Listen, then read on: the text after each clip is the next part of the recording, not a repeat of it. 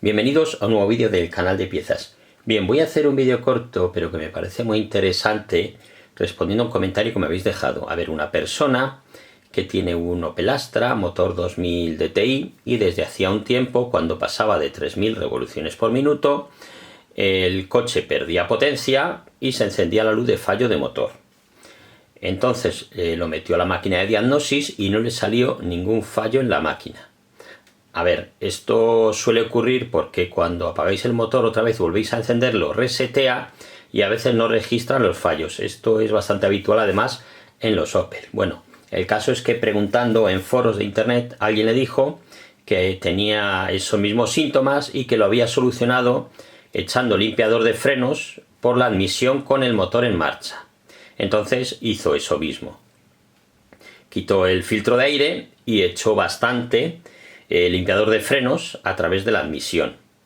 Y decía que al principio parecía que iba a reventar el motor porque se revolucionaba y salía mucho humo negro por el escape. Pero que al final parece que se ha solucionado el problema, el coche anda como más alegre y ahora ya no se le enciende la luz de fallo de motor a partir de 3000 vueltas, ya no tiene ese problema. Vamos a ver.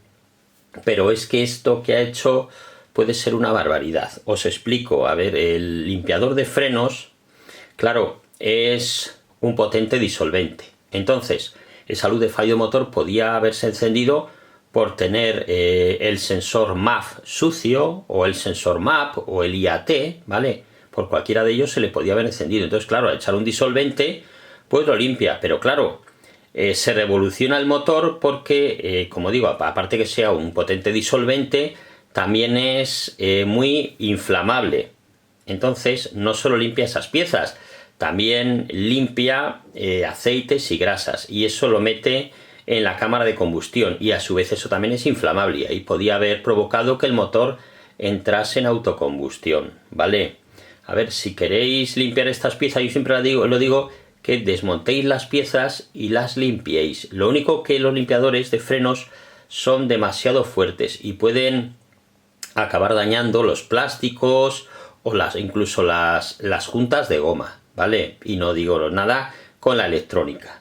Ahí mejor que ni toquéis, ¿vale? El problema es eso, que puede dañarlo. Lo que pasa es que es verdad que hay quien dice que, claro, como se disuelve muy rápido, o sea, se evapora muy rápido, pues apenas daña esas piezas. Pero hombre, es preferible ni apenas ni nada, o sea, no dañar esas piezas. Ahí, para limpiar esas piezas tenéis limpiadores de sensores MAP, que esos no dejan residuos y no afectan a esas piezas, no las dañan, ¿vale?